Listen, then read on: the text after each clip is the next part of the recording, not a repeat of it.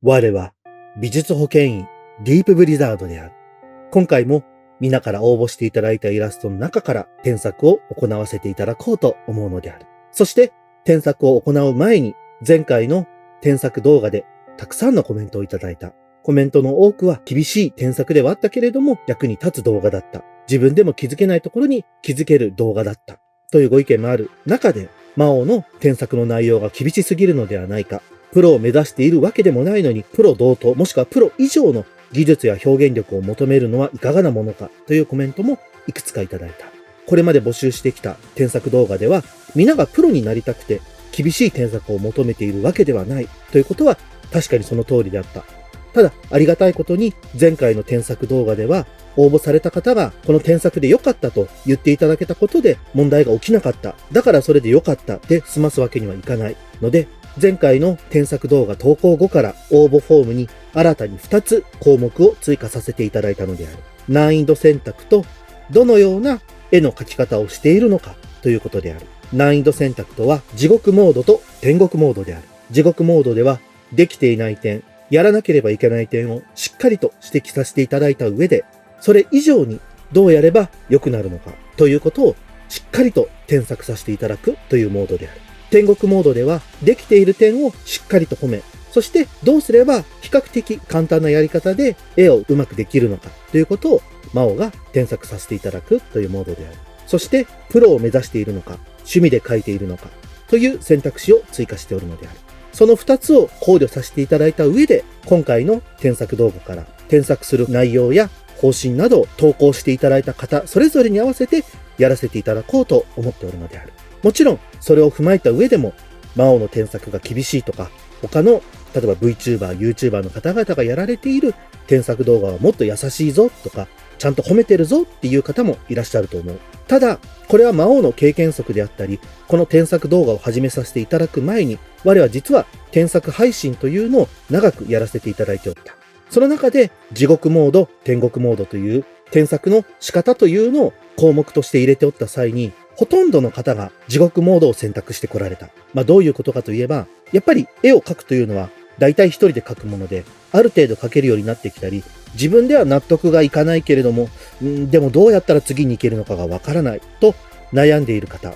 そういう方にとっては、プロからどういうところが足りていないのか、自分が何ができていないのかというのをはっきり言ってもらうというのはすごく貴重で大事なことだと思っておる。もちろん魔王がその全てを担えるわけではないけれども、魔王にその絵を見てほしい。どうやったら自分が次のレベルに進めるのかを教えてほしいと言って応募してこられる方がほとんどであった。実際、今回この難易度選択を追加してからの応募数は本日の段階で200件を超えておる。で、その200件の応募してこられた方の割合として9割近くの方が地獄モードを選択してきた。そのくらい絵が上手くなりたいと本気の思いで来ておられるのであれば、魔王も本気で真剣にそこに立ち向かわなければいけない。そこで中途半端に甘やかしたり言葉を濁すことこそが我は無礼だと思っておる。なので、いつもは優しい魔王がすごい厳しいことを言っていて見るのが辛い。自分が言われているようで見ていられないという方もコメントで何件かあった。そうであるならば、この動画は見ないというのも大事な選択肢であると思うのである。一応動画のタイトルであったりサムネイルで今回がどういうモードであるのかということはちゃんと明示させていただくので、自分がこれなら見れるなと思った時に見る方が良いであるし、やはり添削されている時、厳しい言葉を自分のことのように感じてしまう、共感される方いると思うのである。そういうのであれば主張はしない方が良いと思う。それは逃げるのではなく、絵を楽しく描くためにそういう選択肢を取るというものであるということを忘れてはいけないのであるぞ。以上を踏まえさせていただいた上で、これからの添削動画、魔王なりに真摯にやらせていただければと思っておるので、ご理解、そしてご協力のほどよろしくお願いいたします。なのであるぞ。では、今回添削させていただくイラストはこちらである。添削希望者は、林章殿。希望する添削のモードは地獄モード。そして、主に趣味で描いているということなのである。そして、添削した絵の悩み、うまくいかなかった点、重点的に見てもらいたい点は、女の子に視線を誘導するためにぼかしを取り入れましたが、あまりにもぼかしすぎてしまい見にくい画面になってしまいました。また、手前に飛んでいる鳥の影もぼかしによってよくわからなくなってしまいました。画面全体がわかりやすくなるようなバランスのいいぼかしを教えていただけないでしょうか。ということである。添付したいのうまくいった点、好きな点は、女の子が温室の中から外に飛ぶ鳥を羨ましそうに見ているというシチュエーションで描いたのですが、飛ぶ鳥を直接描かないことでイラストの主役が女の子になるような構図にできたと思います。色あせた色味で女の子のネガティブな羨ましさを演出できたかなと思っています。ということで。まずはこの絵をパッと見た時の印象なんであるけれども、とにかく細かいところにまできっちりと書き込みをして、自分らしい作風であったりとか、どういう意図をこの絵に込めたというのをできる限り絵で詰めようとしたのが非常にわかる良い作品だと思うのである。例えばこうやってアップで見ても、顔の細かいディテールはしっかりと描かれておるし、こういう衣装のフリルだとか、帽子についている一つ一つの花であったりとか、こういう手に持っている鳥の羽の描き方一つをとっても、細かいところまでしっかり丁寧に描こうというのが絵に現れており、その結果非常にやっぱり見た時に目を引くキャラクターになっておるなと思ったのである。であるし、言われていたこのちょっと色味をセピアっぽく退色させたことで、女の子がこの空を飛んでいるこれであるな、青い鳥を羨ましそうに見ていると。自分はいわゆる温室というこの設定の温室に閉じ込められていて、で、青い鳥は自由だと。それを羨ましがっているという構図を作りましたということで、全体の本当に書き方だとか、要素だとか、例えばこういう英語のフォントを入れるところ、一つをとっても、この作品に合っているのかどうかとか、どういう風なことを加えたら、この絵が良くなるんだろうかというのをものすごい考えられて追加されたというのがわかるぐらい、全体の見た時すごい上品さを感じるであるし、あとこの構図というかレイアウトであるな、やや下目のところにキャラクターを置くことで、中心にキャラクターがいないということで、少しやっぱり寂しさだとか違和感だとか、見ているものに不安を覚えさせる構図っていうのをちゃんと意図的に作り出しているっていうのは素晴らしいと思うのである。なので、絵の要素であったりとか、やりたいことみたいなことに関しては、非常に丁寧にできている、優秀な作品だと思うのである。ただ、だからこそ、細かな点であったりとか、細かい意図というのが伝えきれていないという点がいくつか散見されたので、そこはしっかりと直していこうと思うのであるぞ。ではまず、この、うまくいった点、好きな点というところでお話をされていた、その女の子が温室の中から外に飛ぶ鳥を羨ましそうに見ているというシチュエーションに関して、我はこれ言われてやっと、青い鳥っていうのがいて、その外のこの影の部分、これがその飛んでる鳥の影なんだというのに気づくのに言われて初めて気づいたんであるよ。それはなぜかというと、もちろんそのぼかして描いたからというのもあるのはあるんだが、この絵で一番良くない点を挙げるとすれば、このフォントなんであるよ。このフォントがあることで絵全体のバランスがめちゃくちゃ崩れてしまったんであるよ。ね、さっきでもほらフォントとか褒めてるじゃんって思ったかもしれないが、それはこの絵が完成している状態で見るのであればであるんだけれども、この絵を先ほどこの臨床殿が自分はこういう意図で描きましたっていう意図通りに見ようとしたら、このフォントというのが非常に邪魔になるんであるよ。なぜかというと、先ほど臨床殿本人も言われておったが、女の子にカメラのピント、フォーカスを合わせるために、それ以外、例えばキャラクターが離れている部分とか、背景だとかっていうのをぼかしたと。そうすることでキャラクターのグッとピントに乗っているところに視線は行くけれども、そこ以外にあまり視線が行かなくなってしまったっていうのはあるんだけれども、この技法自体は悪いわけではない。ただそこにものすごくシャープなフォントが入ったわけであるよ、ここで。それが、この空を飛んでいる青い鳥、頭上にそのタイトルとしてこのブルーバード・イン・ザ・グリーンハウスっていうフォントが入ってしまったせいで、ぼやけてる情報よりも鮮明な情報の方が目の前に来てしまったんであるよな。そうなることで、せっかくいろんな意図を含めて描いてた絵が、このくっきりとしたフォントのせいで、ここがもう、ぼやけて見えなくなってしまったんであるよ。そのぐらいその文字を置くっていうのは絵を描くとは全然別の技術が必要。絵を描くのはイラストレーターの仕事。こういうふうに文字を置くというのはデザイナーの仕事って言われておるぐらい、関わる力量だとかセンスというものが変わってくるわけで、それをやっぱり一人でやろうとしたり、描いているご本人はこういう絵でこういう意図があるからこういう絵なんだっていうのが本人は分かっていても、見ている人にそれが全部伝わるかというのは分からないし、こうやって文字一つ置いてしまったことで、このせっかくやろうとしていた意図がすごく伝わらないものになってしまったというのは非常にもったいないと思うのである。ここは要改善点の一つだと思うので、我はこういう絵を描くときに極力字で説明をしない、字とかそういうもので説明することはしないようにしておる。文字を書くというか、その文字に絵がすごく支配されるんであるよ。このブルーバード・イン・ザ・グリーンハウスって英語で書いたことで、一回やっぱり意味を英語から日本語に、日本の方が見て読むのであれば、翻訳して意味を理解して、そして絵を見てってなってしまうので、字の支配する領域って多分絵描きが考えているよりも数倍強いんであるよ。文字というものはすごく明瞭に、そして鋭角に伝えたいことを伝えてしまうので、こういう繊細なタッチの繊細な感情を伝えようとしているときに、非常に鋭利な武器になりすぎてしまうというのがあるので、文字を置くということはそのぐらい大事なことなんだと。そのぐらい意味を潰しかねないんだと。絵というのは本当に積み重ねて繊細な要素が組み合わさっているからこそ、この絵というののその儚さだとか切なさっていうのが生きている。その字の意味にとらわれすぎて、絵全体のバランスだとか、見たいポイントっていうのがすごく薄れてしまっておるなと思ったので、多分この字を消すだけでも、絵の意図っていうのはもっと伝わるし良くなると思うであったな。で、次にちょっと気になったのが、これも言われてというかこの字を読んで思ったのが、あ、これ音質なんだと。で、確かによーく見るとわかるんだけども、こうガラスの反射がうっすら書いてあるのがわかるかな、こことか。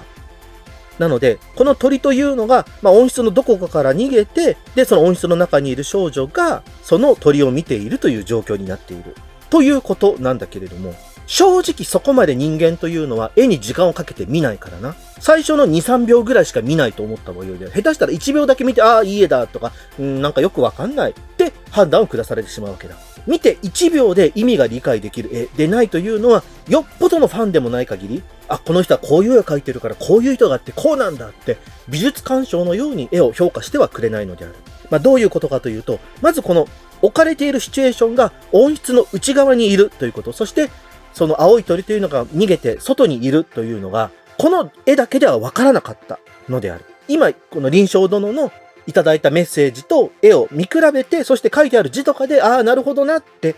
分かったけれども、みんながじゃあそこまで絵を見てくれるのかって話にさっきもなるわけなのであるよ。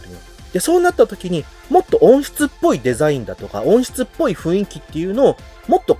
作り手側から押していった方が我は良いと思うのである。もちろん多分絵を描いているご本人からしたら、キャラクターをしっかり見せたい、キャラクターをいっぱい描きたいっていうのはわかるんだけれども、この少女がその音質の中に閉じ込められている、もしくはそう本人が感じているっていう空気にはあまりこの絵だと見えないんであるよ。なんでかっていうと、この後ろのこの音質部分がすごい広々とゆったりと書かれてあって、ギュッと閉じ込められてるっていうより、こうなんかすごい広い空間の中で、あえて隅っこに座ってるぐらいのニュアンスにしか伝わってなくて、それはちょっともったいないなと。多分この絵が伝えたい、この外に飛び出したいとか、自分は不自由な存在なんだとか、そういう風に自由になれない存在なんだって見ているものに伝えさせるには、状況説明としての絵が足りていないなと感じたのであった。なので、例えばこういう格子状のガラス窓とかがこういっぱい仕切られている音質の外観を描くんだとしたら、こんな感じでもうちょっとその窓枠をしっかり描く、このフレームをしっかり描いて、いわゆるある種これを鳥の籠とか檻のような雰囲気っていうのをもうちょっと演出した方が、我はこの絵の意図としてすごく伝わりやすいものになるかなと思ったのである。そうすることでせっかく描いたこの帽子の部分が途切れちゃうとか、こう描いたドレスとかが消えちゃうっていうかもしれないけれども、絵というのはもったいないくらいの方が、見ている方はここどうなってるんだろうとか、そこなんで隠れたんだろうとかっていうのを見たくなっちゃうのであるよ。なので、あえて見せないとか、あえて隠すっていう選択肢を取ることで、より豊かな絵だったり、想像力を膨らませたり、それが結果、一枚の絵を見る時間というのを増やしてくれると思うので、勇気を持って自分の絵を少し意図的に隠してみたり、見えなくするってすることの意味とか効果を考えてみると良いと思うのである。そして、やはりこれが一番、我の中で改善すべき点だと思ったのが、この青い羽を持ってこの音質に閉じ込められている少女の視線なのである。この視線、どこを向いてるかって言われたときに、こうちょっと下を見てるように見えるんだよ。薄く見てもこのぐらい、やや上を見てるぐらいの視線に見えてしまう。それがどういうことになるかっていうと、青い鳥、この空を飛んで、音質の外を飛んでいる青い鳥を見て、羨ましそうに見ているというシチュエーションですって言ったんだけれども、これもやっぱりこの絵を崩してしまっている大きな要因になってしまっているんだが、この空を飛んでいる青い鳥に目線が合ってないんであるよ。羨ましいなって見るんなら、さっき言ったみたいに絵を見る時間が1秒だとしたら、その1秒で意図を伝えさせて、そしてその1秒後にもっと見たいって思ってもらう絵にしなくちゃいけないわけで、この視線をもっと鳥の方に向けるべきだと思うんであるよ。ぐっと。じゃないと、なんで少女はそんなに上を見てるんだろう。あ、そっか、ここに鳥の飛んでいる影が、そうか、この少女はこの手に持っている青い鳥を見て羨ましがってるんだと。なのでもっと目線は上を向かせるようにして良いと思うのである。この綺麗な顔立ちだからこそ、この絶妙な悲壮感だとか、非力さっていうのを感じさせる絵になるなと思ったのである。で、目線を合わせない方法として、この意図を伝える。青い鳥を羨ましがる自分、もしくはこの鳥は自由だけれど私は自由ではないっていうのをもっと明確に伝える方法って、これは今回採用しないんだけれども、そういう方法もあるっていう一つとして聞いてほしいんだけれども、目線を合わせない。こんな感じで、目線を青い鳥の反対側に向けさせる。こうすることで、諦めの表情になるんであるよ、顔が。さっきの目線を青い鳥に向けてるっていうのは、まだ私は自由になりたい。私はあの青い鳥みたいな自由を欲しいんだっていう意志が出る目になるんだけれども、それを反らすだけで、青い鳥は自由だけれども、私には自由がないって諦めてしまう表情を簡単に演出することができるんであるよ。もう視線が自由を象徴している青い鳥を向いていない。つまり自由を諦めた。もしくは自由がもう自分にはないと悟っている、思っているっていう表情にすることができるのである。そのぐらいこの視線というのは、書くときに見ている方に伝わるかどうかっていうのを考えなくては、本当にこのちょっとだけなんである。この書いてある表情から、ほんのちょっと上に上げてあげるだけで、羨ましさというのがもっと明確に強くなるし、それこそ例えばもっと自由になりたいっていう表情を強くしたいんだったら、こんな感じで顔自体を鳥に向けさせる。こうすることで、すごく強い意志が生まれて、もっと私は自由になりたいんだとか、今いるこの現状っていうのにすごい不満を抱えているっていう表現をすることができるのであるよ。ただ今回はやはりこの元の絵がすごく良い。ここは活かすべきだと思うので、この表情をほんの少し視線を上に上げることで、飛んでいる鳥っていうのが、この持っている鳥の羽との関係をより強固にして、この羽を持っている、これが青い鳥で、それを見て羨ましがっているんだっていう、ここからのこの一連のストーリーをしっかりと繋がったものにする絵にしてみようと思うのである。以上の点を踏まえた上で、今回の絵の添削作業に入っていこうと思うのであるぞ。